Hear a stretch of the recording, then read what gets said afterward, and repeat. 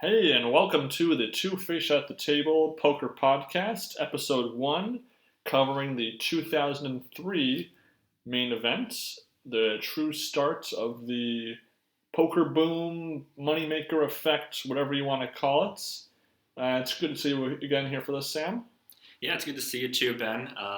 Happy July 4th to all those who celebrated in the United States. It is July 6th, but hopefully you had a good weekend. Yeah, actually, I know that here in Massachusetts, they were kind of observing the holiday yesterday on the 5th, so... Yeah, because it's a federal holiday normally, and on Sunday was when July 4th fell, so we make it a 3-day weekend. Yeah, that makes sense, yeah. Which is very nice, so... There's nothing more American and showing your independence and playing poker for heaps of money, so... Yeah, I mean, I played a tournament actually on Sunday. I got second place out of 99 players, so that was pretty nice. Yeah, that was a good luck for you. Yeah, you kind of Sam Farhad it. Yeah, second place. Ah, there you go. I see what you did there. So let's just get into it. This is the first year that ESPN began its legendary style of broadcasting the main events. Not just the final table as they had in years past, but from the beginning, the first hand, day one, all the way until the final table's conclusion. Mm-hmm. And it's just kind of the prototype formula for the television program they would try to perfect in the years to come. Yeah, I mean, I read a oral history of the 03 World Series of Poker on Grantland.com. It's called When We Held Kings, and they were talking a lot about the production of it, that for years and years the producers had wanted to do a full documentary on the main event. Mm-hmm. And they did do one in 2002 that was an hour and a half long, but it mainly just covered the final table and, little bits and pieces about the players there. Mm-hmm. But this year they finally committed to it, and whole cams, this was an entirely new invention for them. Yes. And a big proponent for it, of all people, was Phil Hellmuth. Phil Hellmuth went to the WSOP people because they were very reluctant to use whole cameras because they thought it would give players information that, this would leak. And Phil Hellmuth said, I'm not going to play the tournament if you don't have whole cameras. So what they actually did was they took a guy, they put him behind a black curtain, and they put two guys with shotguns standing outside. That was the only guy who had access to the whole cameras the entire time, and that's how they did the tournament. Yeah, the whole cam, really there's two sort of pioneering elements that I think this broadcast really brought. One was the whole cam, and two was really the idea of a featured table that would be in the center kind of stage of the production compared to going out into the outer tables, patrolling the other tables, and kind of getting a glimpse of other hands or other players concurrently. But I think what's interesting to remember about this kind of broadcast was that it's kind of with Lon McCarron and Norman Chad being the kind of the host of the show. They kind of did this hybrid thing where they kind of made it sound as if it was live, like we'll be right back after this hand, even though this was all edited and produced. I presume weeks and months after the conclusion of the main event, and. You would imagine that the footage that Lon and Norman are commenting on, they knew beforehand what they'd be watching, and so they probably had a few takes to perfect what their exact dialogue. But I mean, maybe not for the 03. Maybe they did it all in kind of like their first take was their original take, because I do feel like they made some little statements, little nitpicks that we have in 2021 that maybe you wouldn't expect to be said nowadays. Yeah, I mean, it seems to me, frankly, this is one of the problems that I have with the production. It seems to me like they did go with the first take for the most part. A lot of their times they get the outs wrong. They say that players have a certain number of outs when they actually have an inside straight draw or a flush draw. Mm-hmm. It especially seems to me toward the start of the coverage so this was Lon McCarron's second year of doing the World Series. He did it the previous year with Gabe Kaplan, and this was Norman Chad's first year. You can tell they don't really have their rapport at the beginning. There's no real jokes between them. There's no real interactions. It's toward the end that you start to get, the divorce references and stuff like that. That's just, that's one of the problems that I have with this coverage, that it does seem yes, they're committing to it for the first time. Mm-hmm. Yes, this is their, first crack at it. It does definitely seem like they should have used multiple takes for the narration. No problem that they want to refer to it in the present tense. Like, they're using present tense language. Yes. This kid, Moneymaker, ooh, I doubt that he'll turn out well, Yeah, they do that in day one. They do this, runner, this montage of dead money people. Yes. And they end it with Moneymaker, and the camera lingers on him for a little bit longer than the other guys. And he's like, but he won't become of anything. They're clearly trying to do that. No problem with that. It's just you have to, get the outs right. I don't think that's too hard to ask. No, but with any program that's kind of pioneering a new style of television, you're going to have some things that they're going to work out in later seasons, later years. So, I will say, in retrospect, compared to my limited watching of this coverage, maybe like 8 years ago, or less than in the last few years, it definitely holds up better than I remember it. Yeah. The narrative of it, it kind of holds better, particularly in the first half for me, than I would have remembered. Although there were a few growing pains and a few important details that they would improve upon that we can kind of go over right now, I guess, before we really go into the nitty gritty. For instance, the on-screen graphics. Yes, thank you for bringing that up. Big deal. Yeah. Oh my God. I would say there's only 3 cardinal sins that this broadcast has. One is it never shows what the blinds are. Yep. Mm-hmm. At any point. Maybe Norm or Lon maybe mentions the blind. It's maybe offhand once or twice, maybe. Secondly, the percentages on the screen. Yeah. Oh my God. If you're watching this, when there's 3 players in the hand, it will only show the percentage of the player who has the highest chance of winning. So, 2 guys in the pot, and they have a 55% chance, it'll only show the 55% for that person. It won't show the person who's behind in the hand or less likely to win the hand or any chance of a chop or anything like that. Right. And that particularly when there's 3 players in the hand, you want to, even though if it's heads up, okay, you can subtract from 100 and figure it out, mental math, no big deal. When there's 3 players, you kind of want to know individually, if you can calculate yourself, obviously, what their odds are. And I guess thirdly, my third problem is we don't know what players' chip counts is in the middle of hands. Yep, bingo. Or even at the start of the hand, they barely mention them. I will say, a couple of times they'll, as part of the narrative process, show like, oh, Hellmuth, he has 80,000 chips right now. He's doing a great job today. Or at the final table, that's what do show up. Relatively regularly update of the chip counts. But besides that, it's really hard to get a sense of how short someone's chip count is or how well they're doing. And I guess if you were a casual ESPN viewer back then, it wouldn't be that big a deal. But in retrospect, it really makes kind of some of the episodes a little bit of a slog to get through because you don't know the numbers behind everything. Yeah, absolutely.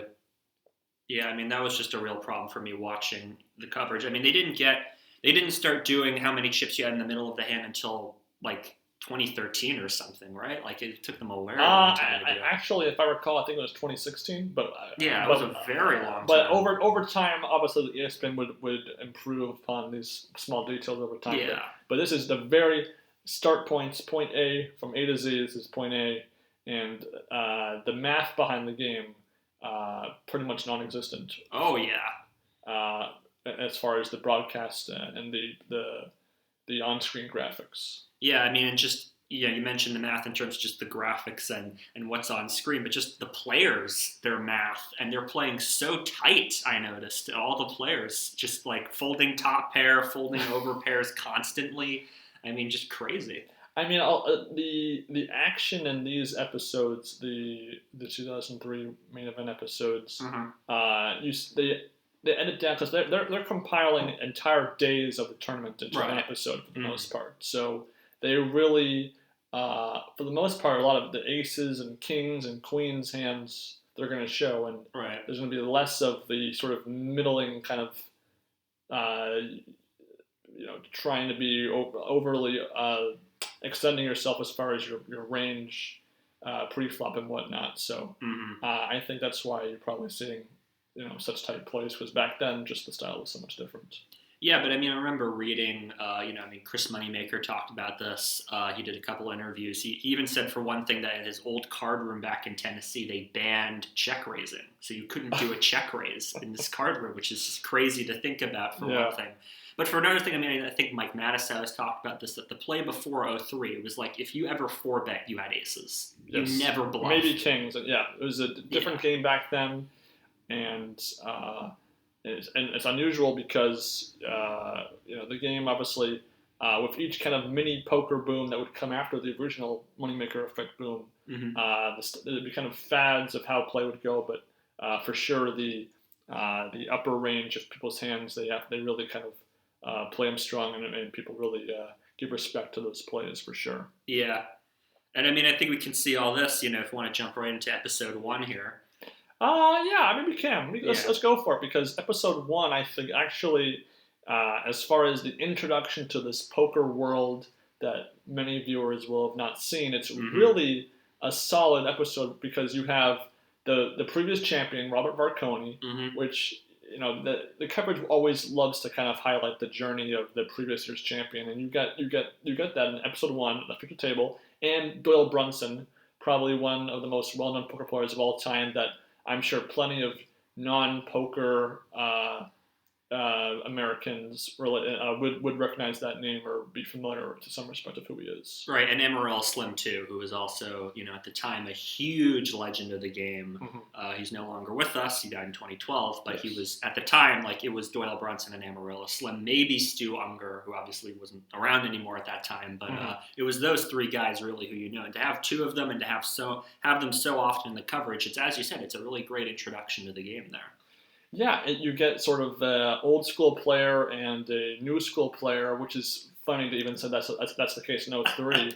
But you definitely get that, and you get Doyle Brunson even playing his famous 10 deuce hand and winning with it, and then showing it, which is, I mean, I love things like that. I love Brunson being able to really kind of have fun with the game like that, and I think it rubs off on the viewing experience when you see kind of a fun hand like that. Of course, yeah. But the day one of the 03 main event, this is back when the starting chip stack was 10,000 chips. Right. In the years later on, they would actually increase the numeric value and number of chips that you would start on day one. But back then, they kind of had a 1-to-1 dollar to chip ratio. So you bought it for $10,000. You get 10,000 in chips. And while we're talking about chips, I gotta say the chips in this tournament, I think, are so ugly. Yeah, they're pretty bad. Compared to... They're just bland. They would change up the chips, the physical chips, the color, the style, the design of them in the years to come. And I just could not stand these chips. I paid no attention to what colors were what values. Normally I love to do that.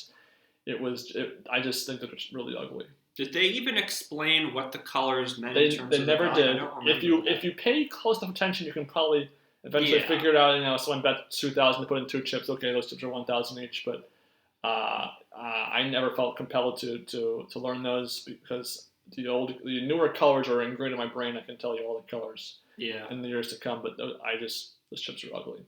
Bring us the mini frisbees. I want them. Yeah.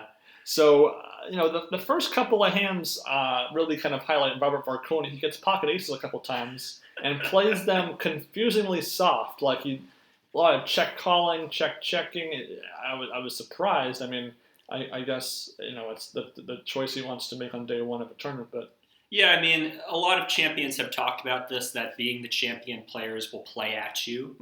And obviously, I mean, I imagine Varconi was thinking about that.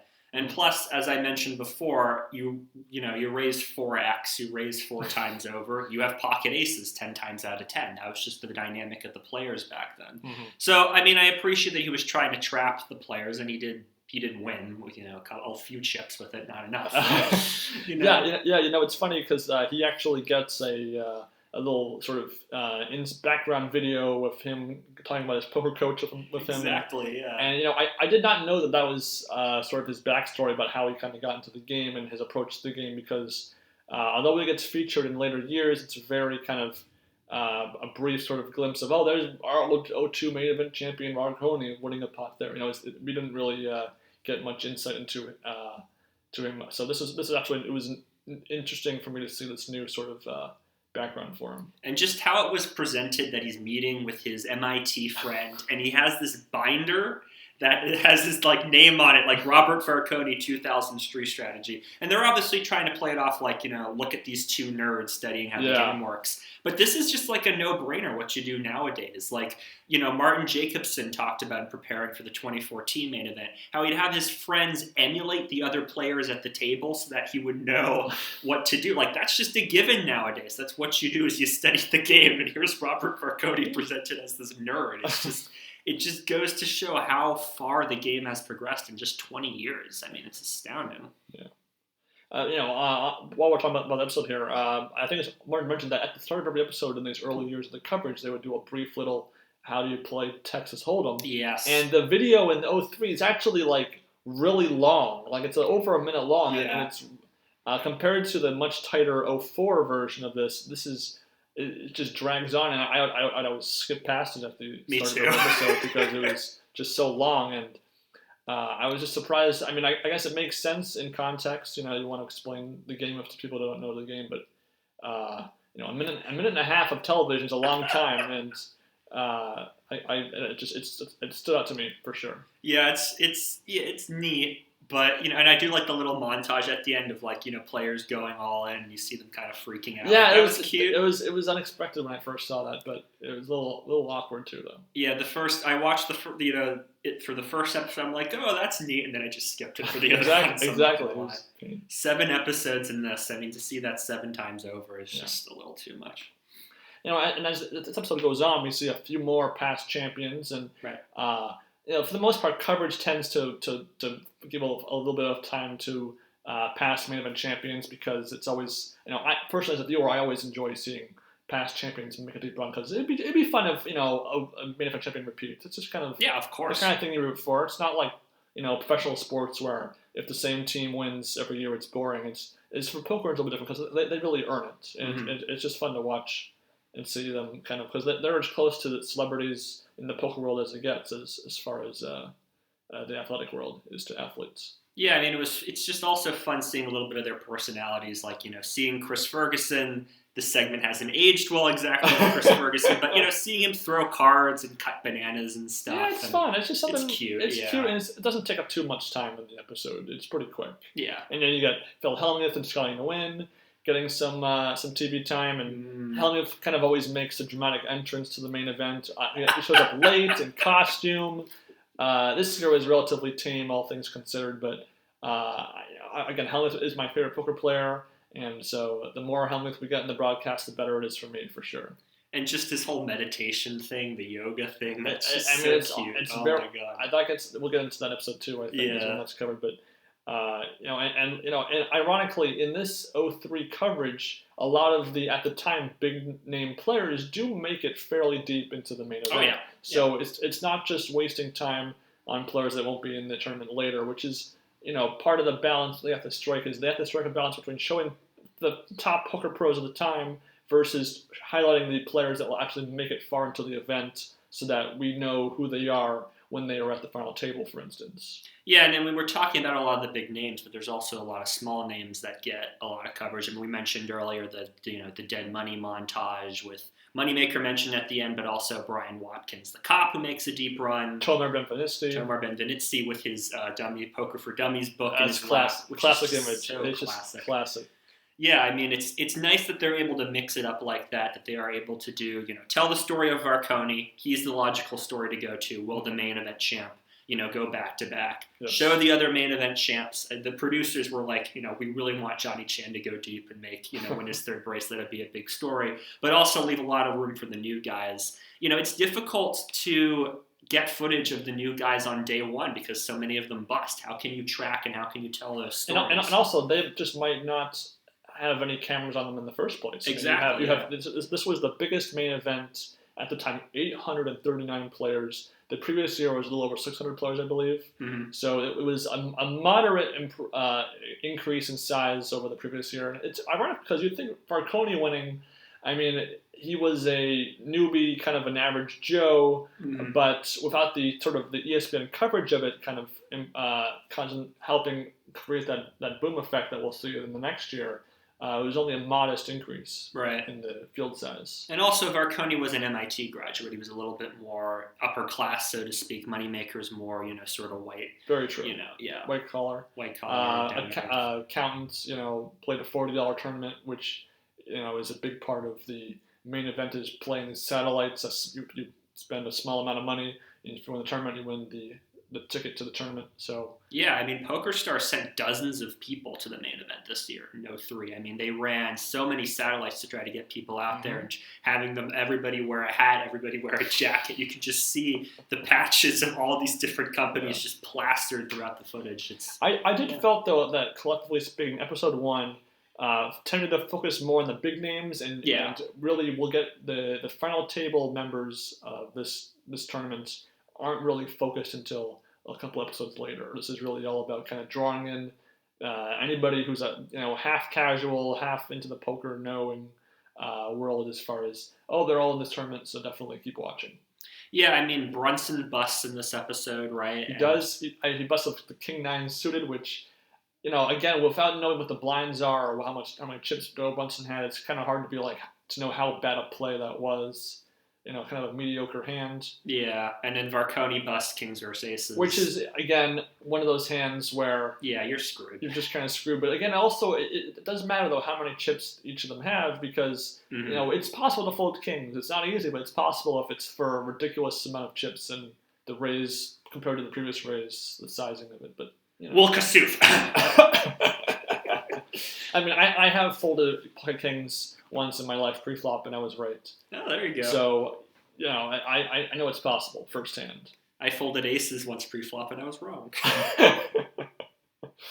So, episode 1, it highlights some important names that I think they were right to pick that feature table, which, again, it's stroke of luck that they get Varconi and Brunson at the table at the same time.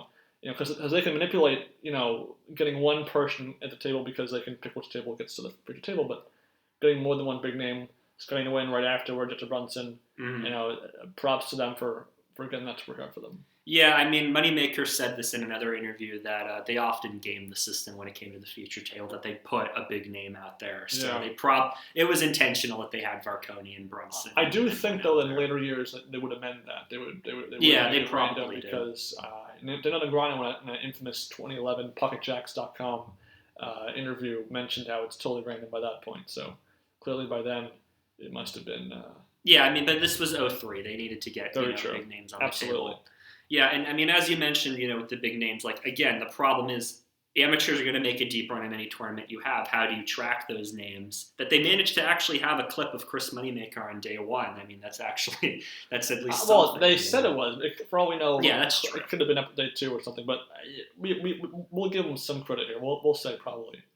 I mean, I read an interview from a producer who said that, that was the problem. Like, how do you find amateurs to play, who are going to run deep? And he actually did a tournament with Chris Moneymaker and he was so intimidated by Chris Moneymaker's play. He said that's going to be my guy to win the main event. I want cameras on him. So that's actually how we managed to get so much footage of him, because of this just chance interaction between this producer and Chris Moneymaker. So, I mean, it's just luck is a big component in this, too. It's ironic for a poker tournament, So really, this leads to episode 2, which is probably my favorite episode of the entire broadcast. Episode 2. I have to give it to that, yeah. It's the Sam Grizzle, Phil Hellmuth show, and it is so...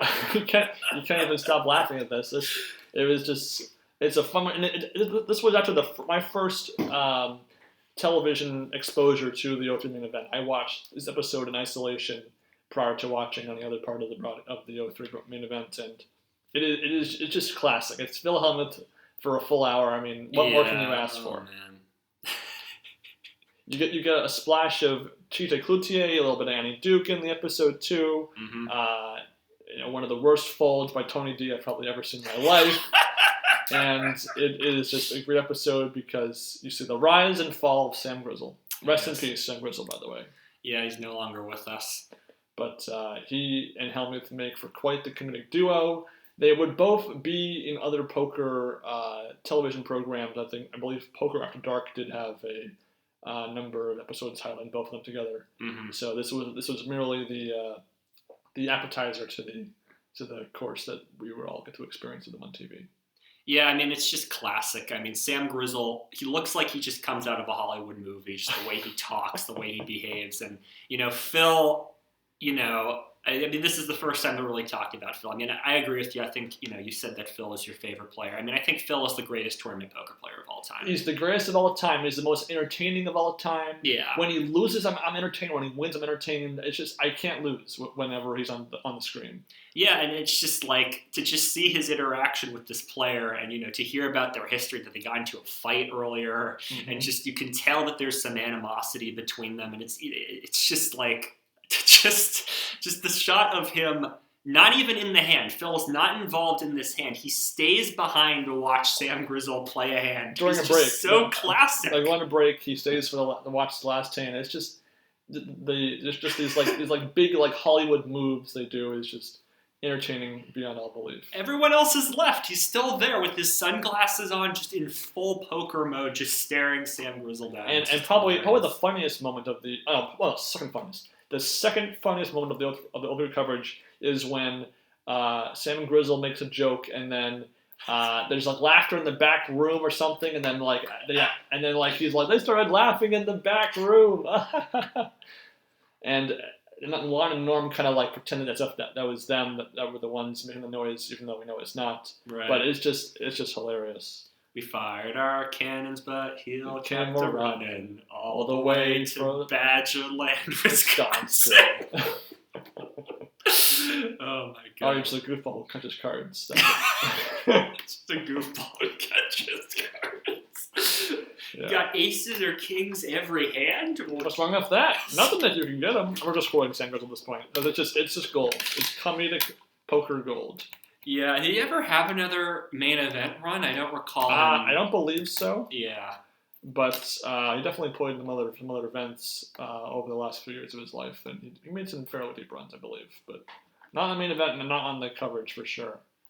But ironically, this brings me to another good point, though, is that when Norman Chad was sort of referring to this history of Grizzle decking Phil, one of the things with broadcast is a lot of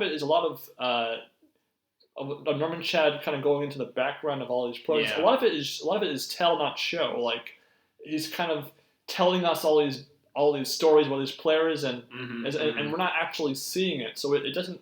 I feel like that actually had the opposite effect of telling us more about these players. It's more just us being told this definitely is who they are. When on television, you want to see these characters live these moments. It's like when you're watching a show like Breaking Bad. If Walt tells you wow, I was over there, I was all off screen, I did A, B, and C, it doesn't mean as much as when you're actually seeing them do A, B, C. Yeah, I mean, they're trying to build narratives, right? Yes. And, it's poker where you're sitting at a table and you're throwing in, pieces of plastic onto a piece of green felt. Yes. It's hard to build those narratives.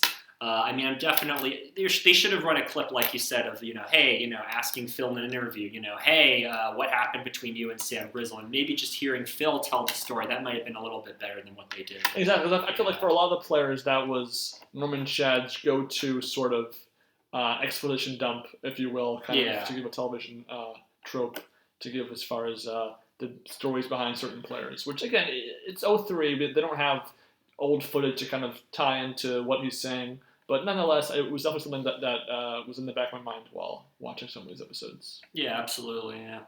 But obviously, there was other stuff in this episode besides Sam Grizzle. You mentioned TJ Cloutier, who seemed to have, quite a bit of class, feuding with the other players about their etiquette, which, going all in of jacks on a king high board, no big deal. It's good to remember that surviving day one is considered a big deal in the main events, especially back then when you only had 10,000 in chips. Blinds begin at 25-50. If they play 5 or 6 levels, I believe it's 5 levels a day nowadays, but back then it might have been 5 or 6 levels. 10K in chips doesn't stand out as much as far as a comfortable stack size after the first day, and he had 10,000 chips. So again, on a day one, if you were playing the ultimate main event, what would have been a day one you would have been satisfied with ending up for chip count?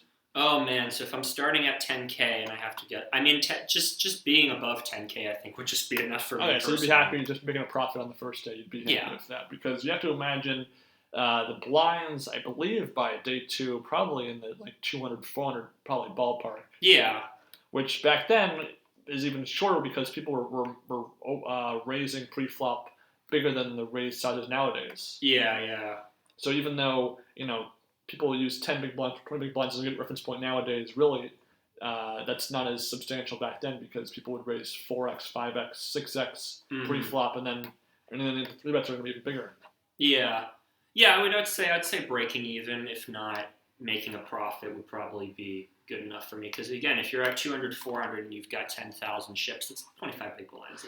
Considering that the bubble takes place on day 3, I believe, surviving day 1 is probably more important than just trying to accumulate chips because you can kind of get you only have to survive 2.5 days of play versus 3.5 days of play as they do nowadays. Yeah, granted, having 10,000 ships at the end of day 1 than like losing an hour into day 2 would kind of stink.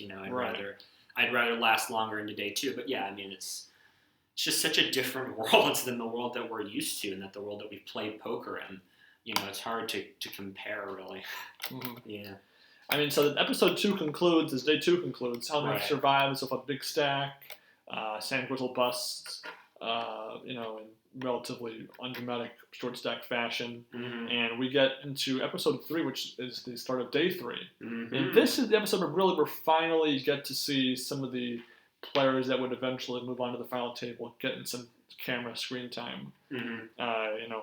Guys like Moneymaker get a little bit more. Amir Vahedi gets some more focus. Amir Vahedi gets showed a little bit. So this is kind of the point where they're finally able to narrow down their focus because the number of players is also decreasing. So they now literally can cover more of the players percentage-wise because there's fewer players left.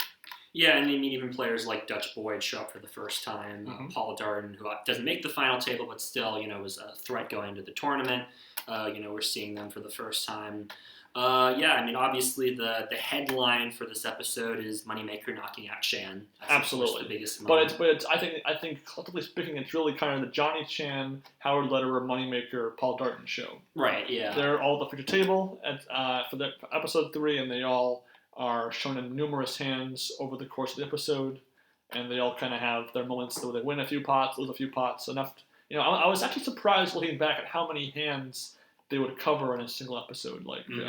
I just remember maybe thinking it was a fewer hand, maybe like 10 hands an episode, but really they probably more around 15 throughout the episode. Yeah, they're pacing it very well, obviously leaving a lot of time so that you can understand the characters, hear little blurbs from them. But yeah, I really do like this pacing because you actually just get a sense of how the hands are playing out more or less. Obviously, they're cutting out downtime where the players are tanking. Yes. But it's nice that they're actually doing that. And it's important to note that on day 3 this is the bubble episode, so to speak, which are among my favorites during the classic WSOP era. Although maybe it's given a little bit less focus on this episode though compared to later years. Yeah, the bubble just always, because it just gives a natural sense of tension to the players, how they change their strategy. This is the moment where the big stacks get to chip up a little more while the short stacks try to get more aggressive. It's a natural place to tell your story. And it's important to note that in 2003, the equivalent value of $10,000, the buy-in, compared to now, I guess the inflation rate is 46.3%. So $10,000 back then, it would be worth $14,630. So, a substantial amount of money back then, especially with inflation in the last 18 years and everything going on. So a mini cash is a big deal, obviously, for these players. Yeah, a lot of players were talking about in the oral history I mentioned how it was just so rare to find back then somebody who would pay $10,000 to do a poker tournament. Even amongst professional players, let alone, rank and file amateurs. You can only imagine when Moneymaker is making all the moves that he makes in this episode. He's playing for a lot there. He's got a lot right. Yeah, he's in for $40, but the return on investment is quite promising when you're able to make it even min cash. Yeah. Now, as far as back to the Norman Shad side of this broadcast, I think it's important to know that on the very first hand of this episode, there's a royal flush draw for one of the players, and he does not refer to it as a royal flush draw. He refers to it as a straight flush draw. And that bugged me. You would not believe how much that bugged me. Yeah, there's just little things in the narration like that. Like whenever they refer to chips as dollars, he bets $10,000. It's a $40,000 pot. Oh my goodness! Like it's not like at least in this year the ratio of chips buy-in to the starting stack was equivalent 1-to-1. But Phil Hellmuth is particularly guilty of this. He'll always say it's a $100,000 pot here, and you're playing like an idiot. It's like it's just I don't know. It's like when your parents. Use the wrong terminology for your friends, and you correct them. It's the exact same thing. It just bugs me.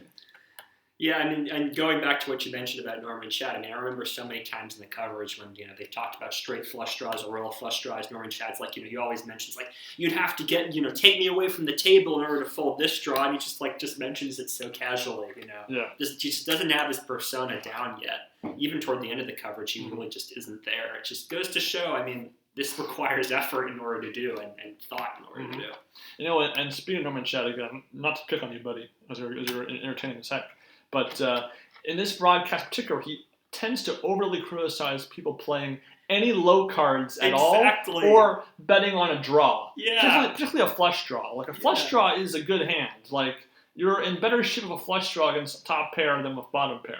Mm-hmm. So, there was a couple of times where someone will have like a 4-card, two-hole card flush draw. Yeah. And Lon or Norm will say something like, how could he possibly, because 40% chance they hit the flush. I mean, it's not, back then they had not thought out the value of a flush draw. Right, yeah. They would if someone bets small, I mean, you're going to always call. I mean, it's not even a matter of a flush draw is a bad hand. It can be a great hand. I mean, again, I think it just has to go to what I was saying before, but it's just how tight everybody was. That it's just like you don't bet on a flush draw, you check back, Mm-hmm. I mean, yeah, it's just kind of mind-boggling today to see it be that outraged when it's just like a no-brainer decision. Of course you'd call it off. Mm-hmm. Of course you'd raise, Yeah. And in the second hand of this episode, there is a 3-bet. The 2-bet was to 3,800. The 3-bet is to 40,000. I mean, and it's not even an all-in, if I recall, or maybe it is an all-in, but it's the 10x multiplier to a 2 to 3-bet is just so laughably bad. It reminds me of when Justin Schwartz he did some hand where he just goes, whatever this is, and he just puts 2 stacks forward. That's what that kind of thing just reminds me of. Just like, all right, just put whatever it is, just put it all in there. No big deal. Yeah. Oh man. So again, not some growing pains for sure in as far as poker is concerned in this episode, but Moneymaker finally gets kind of his introductory video. He talks about how he's lost money. I think he mentions that he lost like $60,000 or something at one point. Something like that. Yeah. Which I was a little confused by because I don't understand. If you've lost $60,000 playing poker, then I feel like you're in pretty deep and you're not as much of an amateur as you're letting off to be because... Yeah, I mean, he said in interviews that he was an accountant traveling on the road, and so he played a lot of online poker, and he'd sort of, run it up in his account to like $15,000, and he'd withdraw. Okay. So he was experienced in online. This was his first live tournament. He did do, I think, a little bit of... Mm-hmm. Did he do cash stuff live? I think he did a little bit of it, or at least saw other people do it. But he's mainly just he was experienced online. He knew what he was doing. I think, yeah, that's definitely right. And they also show a little bit of rounders of Johnny Chan. This is kind of the Johnny Chan highlight part of the episode. They don't really show much of the movie, which I guess is illegal rights. But that was still kind of good choice, I think, for the broadcast for sure. And it's funny hearing him talk about, oh yeah, I wasn't going to be in the movie, and then my daughter was like, hey, you should just go do it. Yeah, I think a surprising amount of cameos kind of are the result of family members. It reminds me of Larry David on Hannah Montana. Oh, yeah. Same reason, basically. So that's the color I put that in. Yeah. And there's a hand where someone misses the whole cam. Yes. And instead of putting just blank cards, they put question marks in the on-screen graphics for his hand. That was Howard Lederer. Yeah, it was the most awkward thing. I mean, it made for an informal wild card hand, which would be a regular feature in later main events. But it really bothered me. The question marks, like, just have blank cards. But luckily, the next year they would fix that. They would get it right. But that just really bothered me. Yeah, I mean, nowadays, whenever that happens, they'd send somebody out to them and say, hey, show your hole cards on the camera. I'm surprised they didn't do that because they were so anal about the hole cameras this year. Yeah. Whatever. And then, Howard Lederer's sister, Annie Duke, who is a person of controversy in the poker community as well. They show her playing, and she actually kind of sits in this, like, perch position. And I sit in the exact same position as that all the time. So a little bit like Elle from Death Note. Yeah, kind of like Elle from Death Note. So I barefoot too. I don't do barefoot, but I can relate to that. So I would probably sit like that if I was playing poker myself as well. So Ben is sitting in that position right now. That's true. Guilty, yeah. But it's comfortable. I have the flexibility, so it works for me. Yeah, no problem. It was good. It's also just good hearing from her, and obviously, they're pushing her as the woman of the tournament. She's the last woman standing. It's just nice to hear her sort of side of the story. Being 9 months pregnant when she was playing. And the 2000 main event. Crazy. Those 10th place female finishers. Man, I know, right? Kills it. Well, I mean, in 2012, I still hurt from that, but that's down the line. Let's not focus on that. We'll have like 13 minutes of our podcast. Just sobbing over Gil Bowen. Oh my God, yeah. All right. So, and the episode kind of concludes with Johnny Chan kind of trying to get by, low end chips, wins a hand or two, loses a hand, and then he goes all in on a flush draw, and they just tear him apart. Again, they do not believe in all ins on flush draws, no matter what the situation is, and it just so happens that Moneymaker has him crushed with a better flush draw. So. But it's still just so telling that Moneymaker was convinced he had like Ace Jack because he calls and you hear him on the broadcast go, "I need a heart dealer," and he turns his cards over. He was actually shocked that Chan shoved all in like that. Yeah, I mean, I guess different times, different styles back then, but a king eye flush draw is it's not bad. Of course, yeah. Especially when you're low in chips and you're trying to get over the hump at the end of the day.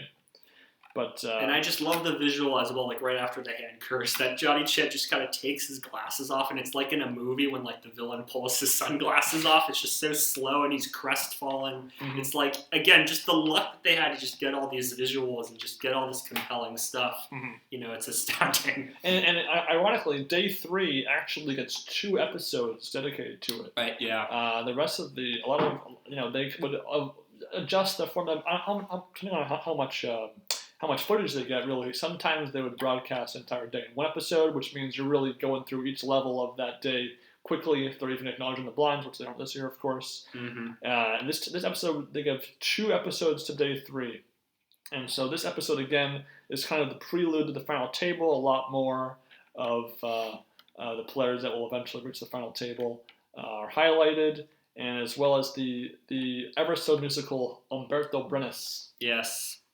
The episode begins with a brand new table, which they often would do after a prominent name from the old featured table was eliminated. They would bring in a whole new gang of characters, and you would get Sky to win and Umberto Brenes. Yep. I don't know. It might be the best hand of the whole tournament, just the Wayne Brenes hand. I don't know. It's up there. There is a hand in episode 3, actually, where Moneymaker forgets it's his turn. Oh, yeah. And he forgets that he has a hand. And he's alternating between staring back at Howard Lederer and Johnny Chan, so Norman Chad's like, oh, he's actually using their techniques against them, and he's staring them down actually, and then all of a sudden, record scratch, Johnny Chan tells Moneymaker, it's on you, right? It's like, oh, I didn't know I had a hand. There was a great YouTube poop where called Donk Busters, where someone puts a donkey sound over that hand footage, and it's just so funny. And I think that plus the Sam Grizzle hands are the funniest moments of the whole season. But and Moneymaker talked a lot about how nervous he was going to the TV table and how he didn't want to make a mistake, and then he made that mistake, and it actually helped him become more confident. He's like, okay, I got my mistake out of the way, I could just play. Exactly. It's kind of like, your pants fall down in the middle of the school play, you pull them up, and now it can't get any worse than that. Right, exactly. And so anyway, so Sky to win Birds is probably the most colorful hand of the 03 main events. Right? 21. The blackjack hand, it was featured, if I recall, in the Poker Go YouTube account, top 5 hands of the main events. Sky to win makes a big show of having 8-3 offsuits, which, again, it's a good bluff, but I feel like in 2010, that's a really bad move. I mean, no 3. It's a really bad move. Of course it is. Yeah. I mean, you can pick so many better hands that are still weak and play in the same way and be more successful probably. I mean, knowing Scotty Wood and his drinking habits, it might very well be the case that he actually thought they were playing blackjack. I don't put it past him given the 08 horse event. Kind of like how Samson's power was in his hair. He's got no hair this season. Usually he has long hair, so maybe no hair Scotty, different player. Yeah. Oh, man. And then there's another interesting hand with Annie Duke where she actually explains to the camera she's trying to appease the chip leader Doyle Brunson. She turns to the camera and is I'm trying to keep him happy. I'm sure other players probably hear what she's saying. It's not even like she's in an interview room or off to the side or anything. I thought that was very strange. That was weird, yeah. I mean, not that I mind. I'm just surprised that she would take that approach to the video cameras. Yeah, I mean that is odd. Yeah, I completely forgot about that until you brought it up. I'm like, wow, yeah. And then actually, probably one of my other favorite background videos is Dutch Boyd explaining the psychology of chip tricks. Yes. So, what was your take on that? Oh my god! I just love Dutch Boyd as a character. I've seen him do streams. I've seen him do all sorts of things. Just such a fascinating guy that he went to college when he was a kid and graduated from law school and all that. Again, it just shows the different times that you're in.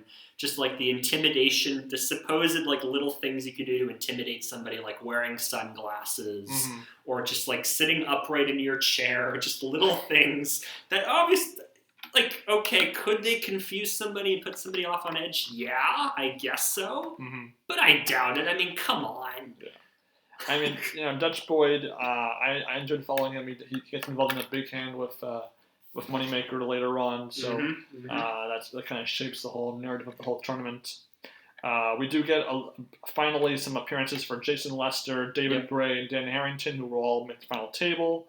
A couple of people that will make deep runs in the main event in future years, Jeff Schulman and Kevin Song, make a quick appearance. They kind of, again, you can imagine some of the top players at the time, they still remain relevant to the poker scene in years to come, so it's always kind of good to see them make these sort of early appearances as well. Yeah, and then this was the hand where this was the episode where Moneymaker busts Prentice's, right? With the gates. Yep, he does. Yeah, I mean that just shows how fucking fearless he was. He Joe Cata's Barnes out of the tournament. Yeah, Joe Cata is the champion that I associate most with those 2-outers that kind of wreck someone's run to the championship basically. Yeah, I mean Brennis would have. I mean, he's a great player. He probably would have made the final table if that hadn't happened. Damn. And day 3 ends with 27 players left.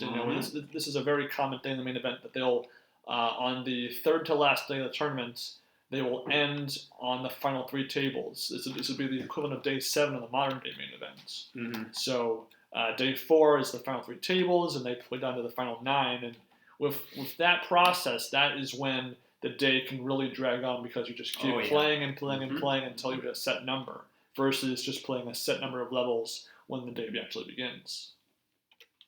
Yeah, I mean, this is really where the dramatic tension of the whole tournament comes in. Yeah, and the pay jumps are still, at this point in time, they're important back then, but at this time they're relatively small given the total prize pool. So Phil Hellmuth gets sort of the first couple of hands go against his way. He has a decent chip stack to start the episode, and he loses 2 big hands to Lester and Ben Finisti, and gets out first. Queens versus Jacks. And then I believe Ace King versus Jacks again.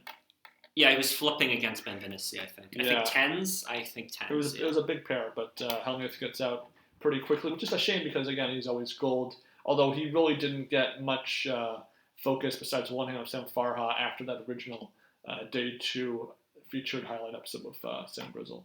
Yeah, I mean, what could you do there, Queens versus Jacks? What could you do there with the stack that he has, Ace King versus tens? You can tell how crestfallen he was. Mm-hmm. Everybody seems, Phil Hellmuth, Howard Lederer all talked about this afterwards. Everybody was like, 03 was like, this was my tournament to win for some reason. It's very strange. I mean, it was maybe they had a sense of maybe this could be the year that this thing gets even bigger and it's my best chance because, again, in 04, the field will triple in size. That means you're reducing your chances of winning by at least 1/3.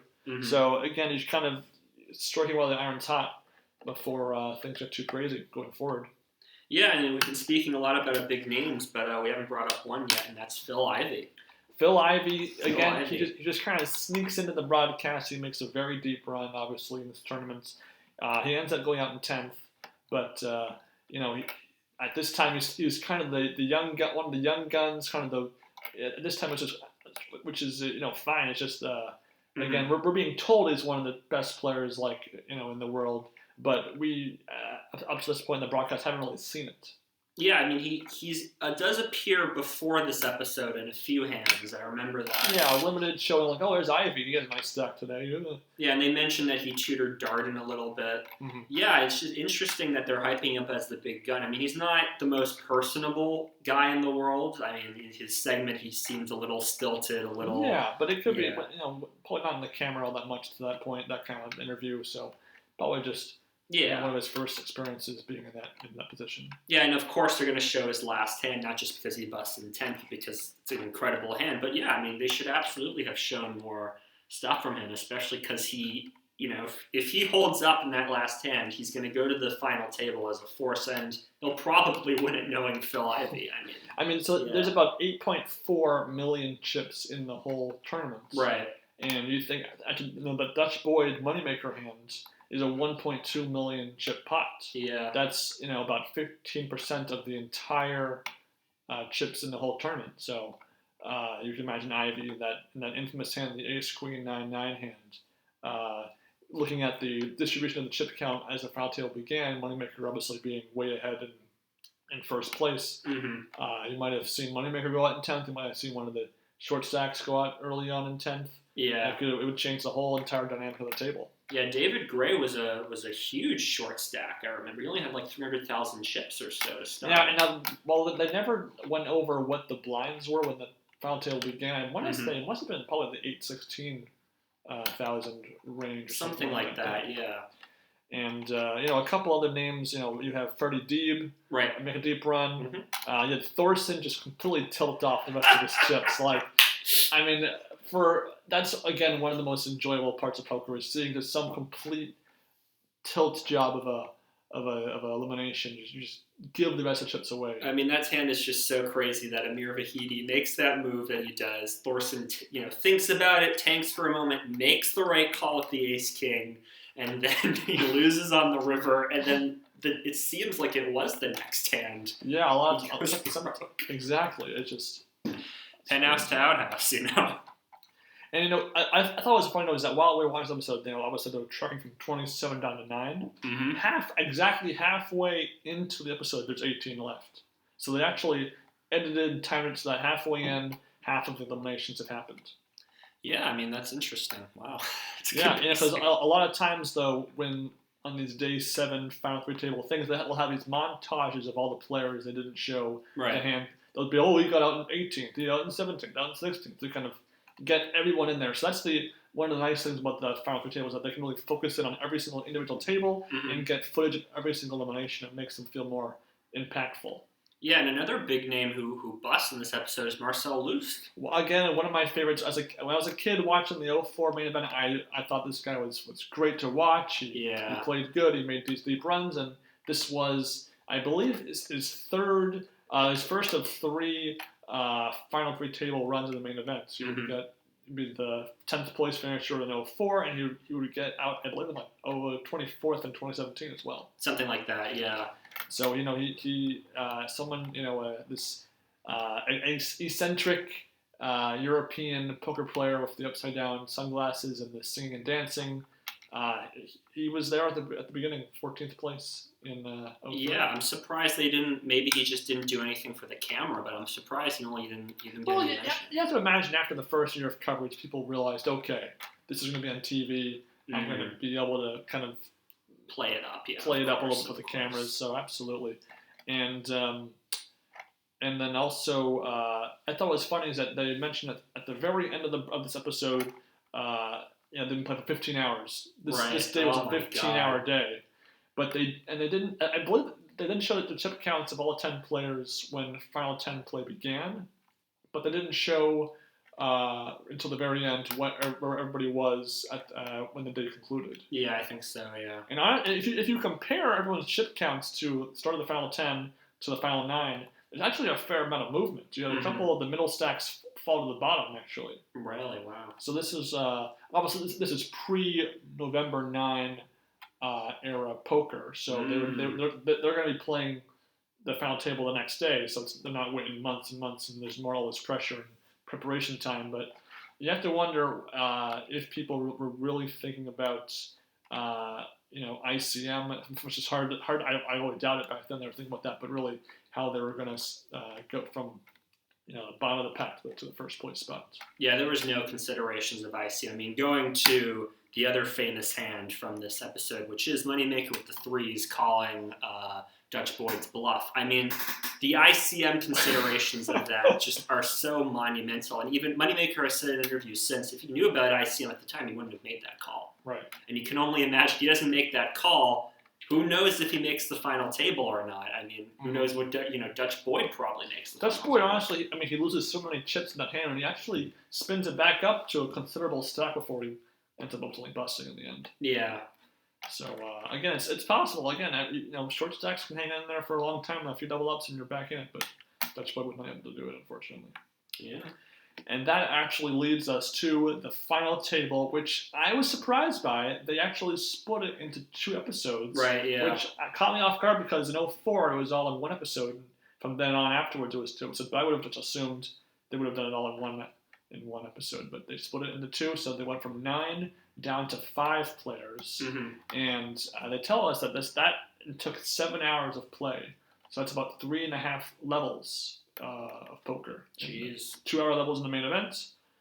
So that's how they got to the final 5. And they got a few introductions of all the players to start off with, kind of a brief sort of recap of sorts up to that point.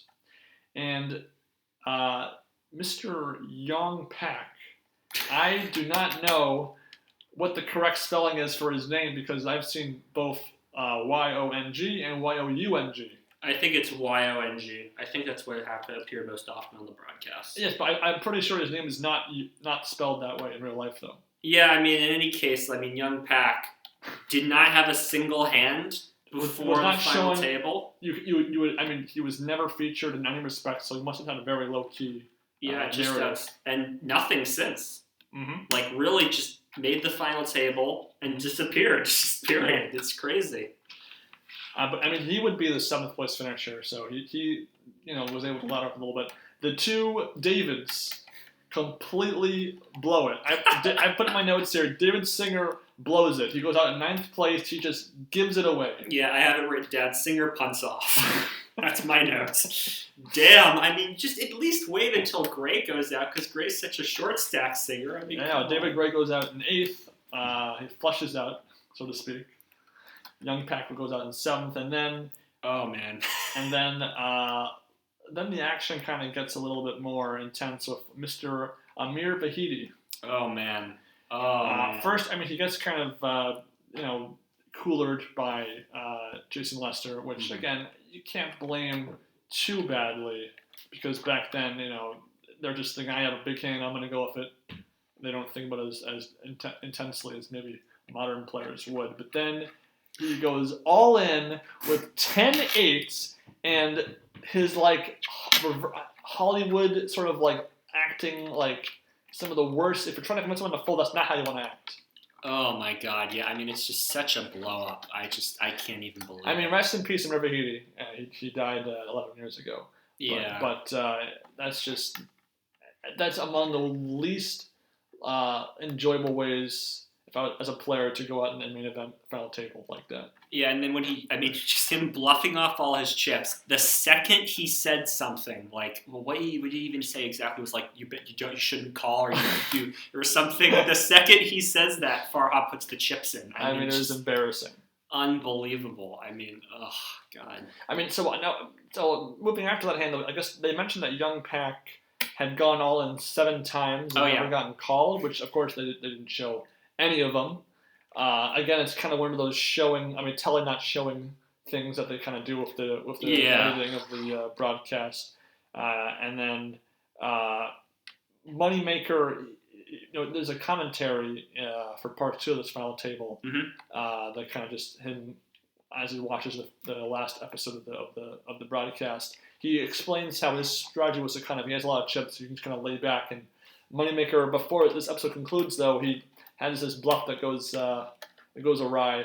Him and Farha kind of had this top 2 chip stack back and forth battles, which you don't actually see too much of in these final tables going forward. Really, the top 2 stocks tend to avoid each other pretty strongly. Yeah, not at all. Yeah, I don't really recall any other instances like this. But Moneymaker actually winds up losing the chip lead, which I thought he went wire to wire for some reason. I forgot that he lost. Oh, you know what? I think I realized I was combining in my head the 2 Amir Vahedi hands. So this is the 10-8 hand where he has all the Hollywood. Then he goes all in of 6 high later on, and that's when he speaks and Farah calls him. Snap calls him off. 2 awful plays, and again, when you're in the final 6 of the main event, you want to at least give yourself a chance to.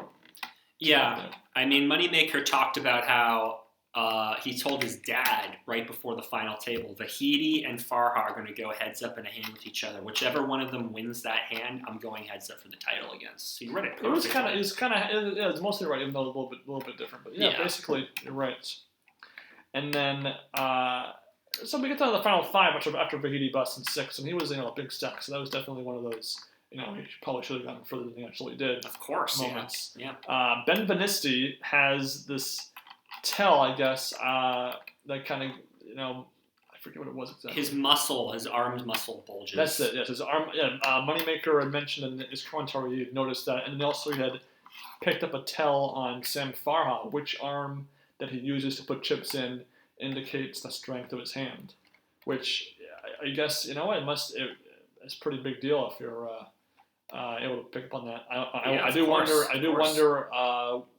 if he was pulling it up to the camera or if he was seriously using that in the moment.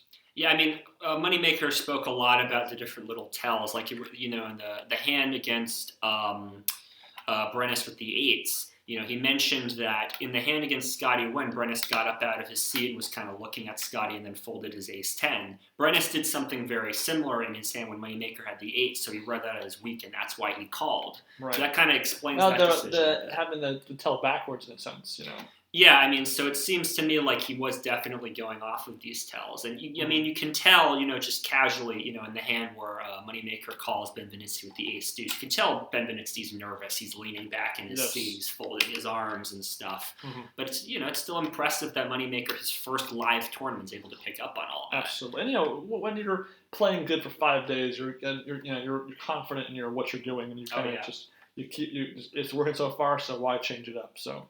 it makes sense, absolutely. Yeah, one of the through lines in the oral history that I read was, Farha's falling asleep at the table. Harrington gets up at one point and complains to his friends, I'm so tired, I've hit the wall.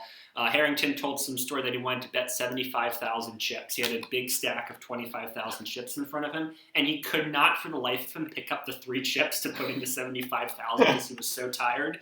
And meanwhile, there's Chris Moneymaker with his sunglasses on, bouncing around like this is the greatest thing in the world. The biggest thing in his world. Yeah. The most energetic person is the one who wins often. I mean, it's true. Crazy. Absolutely. Yeah. Oh, sort of John Hess, but... Maybe not John Hess, yeah.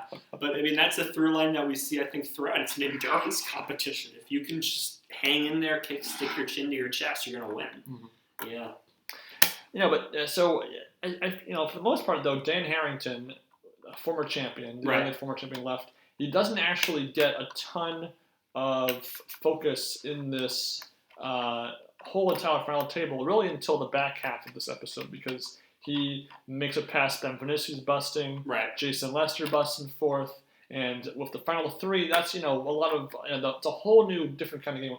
Of course, three-way actions very different. There's a lot of very infamous epic final tables that for the final 3. 2012 comes to mind, of course. Mm-hmm. And Dan Harrington, he's very short-stacked the entire time. He just kind of hangs in there as long as he can. And as a past champion, again, if I'd been watching this for the first time back then, I'd be, rooting for him, of course, to win it because it's just fun to see repeat champions. And I will say, I think he looks younger in 03 than he does in his 95 It's the glasses. Win. It's the glasses for sure, but he looks younger in 03 for sure. Yeah, and it's funny that you mentioned that, how little coverage he gets, because the one segment he does get is about how little respect he receives from his own mother. The golf story, that's pretty funny. I had not heard of that one before, so that was pretty funny. He wins $1 million, and he's the world champion of poker, and he goes home to his mom. It's like, oh, look at your cousin. He won $90,000 at a golf tournament. That's pretty funny. That's good stuff. Funny. Yeah, and just seeing him win the big pot against Moneymaker, and then the next hand they show he gives most of it back. I know, it's just like, what are you doing? Yeah. So after Harrington busts, though, we get and back then for me was in 04, like a classic, the I'm Still Crying Over You montage. Oh my God. Which I love in 04, but this one wasn't quite as good. But the song, it's a great song to set to a poker bust-out montage. And you see a little snippet of a very classic poker player, Mike Matusow, in that. Yes. Very briefly. Tell me why I'm still crying over you.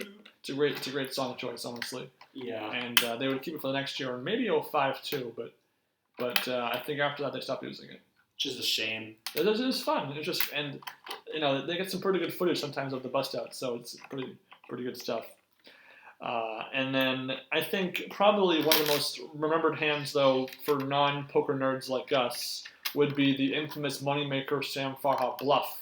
Oh, yeah. The top pair for Farha. Moneymaker goes all in with King High, and Farha folds the pair of nines, I believe it was. Yeah, and just how they build it up that, they have Harrington's exit interview where he's saying, I think Farha's going to win this. They have Norman Chad saying Farha's going to win this. They build it all up and then just let that whole hand play out. Exactly. Supposedly, Farha went into the tank for 10 minutes. Yes. He just sat there and he just couldn't bring himself to call, and eventually he just folded. Now, this heads-up match was 28 hands long, Mm-hmm. Moneymaker tells in the commentary, and I believe he says that the very next hand was the final hand. Yep. So that was the 27th hand, the bluff, and then hand number 28 of heads-up play was the final hand, the top pair versus bottom two pair, which, again, it's hard to get away from heads-up, but I feel like if everyone went all in with top pair or heads-up, they would never win in the long term. Yeah, Moneymaker said that Farha was obviously the more experienced of the two players. Overconfident. He turned down a deal. A lot of players back then would, because there were so few opportunities to make a big score, they would have some sort of deal where either based on chip distribution or skill edge, they would have some sort of deal where they would each guarantee themselves to win they would add the first and second place money together and then have a percentage go to each player based upon the handshake deal that they would do. Mm-hmm. Moneymaker turned down an offer from Sam Farha because he felt that it was sort of less money for him than he thought was reasonable. Yeah, the story that I heard was that Moneymaker takes Farha aside right before heads-up play is supposed to start. Moneymaker says, let's both take $1.9 million because first place was 2.5, second place was 1.3, so they're splitting the difference, and they're going to play for the bracelet. And Farha's supposedly response was, why don't we just put it all in the middle, play for the 3.8, and wins. Supposedly that was his response, that he's like, well, I think I need more of it than you because I'm more experienced than you or whatever. Mm-hmm. Which is just 3 points. If I recall, there was a grudge match in 2011 where Moneymaker plays Farha. And they kind of re-put the same chip counts, the same blinds, and everything. I could have sworn Moneymaker said something about the deal was something was like maybe like 60-40%, like something like where Farha would take a greater piece of the pie than it was evenly split. But I forget where I heard that though. That may have been the case. That was the. If it had been you, if you had been in that spot, pretend that's not Farha, not Moneymaker. If it's you, $2.5 million for first place, 1.5 for second place, would you have taken any sort of deal at that point? Oh my God, I don't know. It's life-changing money no matter what. But obviously, more money is more money still. It's with Moneymaker's stack. I don't know, going up against Farha, because Farha's such a crazy player. I don't know. That's a tough call. I mean, really. I mean, I certainly wouldn't have gone for the 3.8 or nothing. That's for sure. Yeah. But wow. I mean, I know that certain deals have different terms. So, like, if you get first place, you send some money to second place. Yeah. And if you get second place, you get some more money back first place. So I'd just be happy with the minimum I could possibly win being as high as possible. Because if you're responsible with money, I would never gamble after I'd already won that money. Then I'm gonna hold on to this money. Pay my taxes and right off into the sunset. Then if it's a number that I can live up with for my whole life, then I would totally be down for that. Yeah, I mean, it's a tough call, but I can understand. Obviously, it worked out for Moneymaker. He doesn't have a problem with not taking that deal. But man, I mean, Farhad's just got some stones to just say, like, let's just go for all $3.8 million. Exactly. Yeah. So that that ultimately would conclude the 03 main event coverage. There was no Tournament of Champions that year. This was their pilot season of a new type of program that would again, this was only the main events for the 03 year. In 04, they would expand the coverage to some of the other events. Not just Texas Hold'em, it would be Stud, Omaha, included in the build up to the main event coverage. So they made a lot of content that year. But this was the pilot season, and plenty of TV shows. Some of my favorites, The Office. I'm not a fan of the first season, but they take what they use in the first season and improve it on years to come. So this definitely had some merits to it, absolutely, the original broadcast. Yeah, I mean, I just appreciate just how much time they spend developing the characters, showing Phil Hellmuth doing meditation, showing Annie Duke at home taking care of her kids. Yes. Chris Moneymaker saying, if I win this tournament, I'm not going to quit my job. I'm just going to go right back to it, which supposedly he did do for a few months, but eventually he gave into temptation. Exactly. So let's capitalize off of this.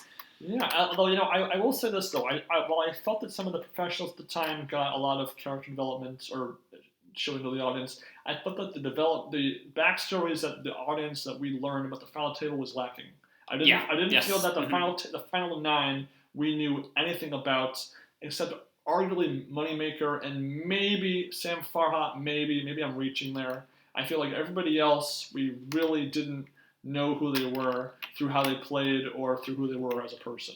Yeah, I mean, Ben Venitz, we got that little segment about him being like an expedition tour guide. I did like his moment where he said, like, reputation's nothing, I just care about the money. Mm-hmm. I thought that was a little telling, but yeah, you're right. I mean, again, I just think it's egregious that you have young Pac get 7th place and you don't have a single moment, you don't have a word from him at all. I don't think either of the Davids have a lick of anything either up until that point. Maybe one or two 5-second highlights up to that point, but that's it. I mean, Gray gets a couple of which was like, I'm good with the governor, joking about him busting out. That's about it. I mean, yeah, I would agree with you. Yeah, we really should have gotten more from them.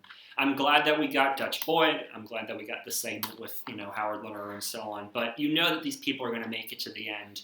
We, the whole, this Moneymaker kid, the present tense narration, that's BS. Absolutely. You know who it is going to make it to the end. You can craft these stories in retrospect. You can bring these players in and give them interviews. Mm-hmm. Give each of them an interview throughout the event. Now, collectively speaking, some of these players will remain relevant of course in future main events going forward. A lot of them will completely vanish off the face of the poker world, or at least the main event coverage. I know a couple of the pros, even David Gray, David Singer will be in other poker television shows, right? Poker Superstars, Poker After Dark, but will not be a big player in future broadcasts of the main event.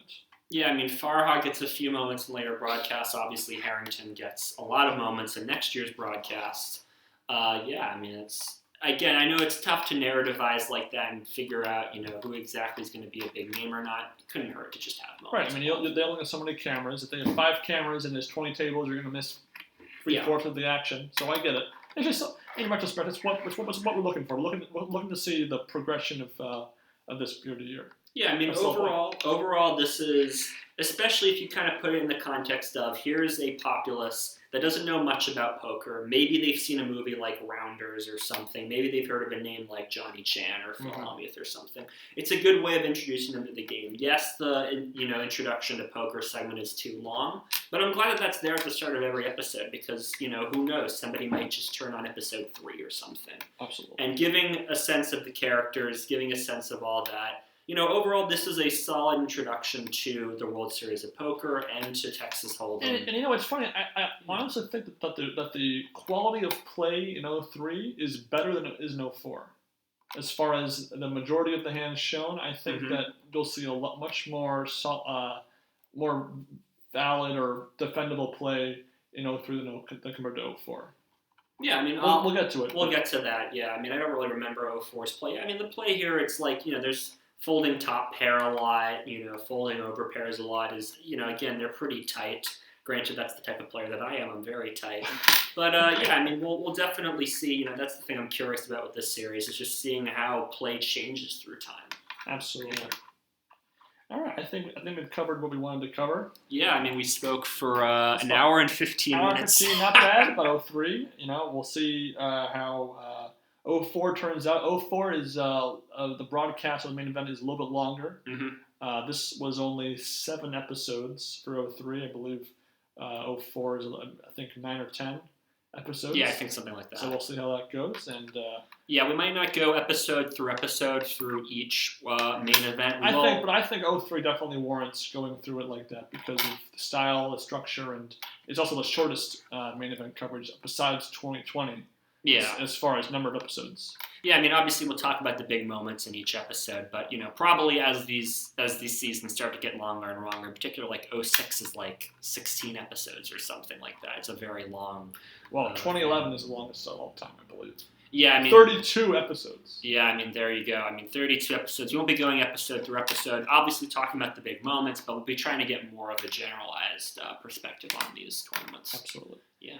Well, thank you for listening to our 03 analysis at the Two Fish at the Table Poker Podcast. Feel free to leave your comments. Have any questions for us, any responses to our critiques. If you're at all interested in appearing on the show, if you appear in the 04 main event and you want to... or if you're in the 03 main event. Yeah.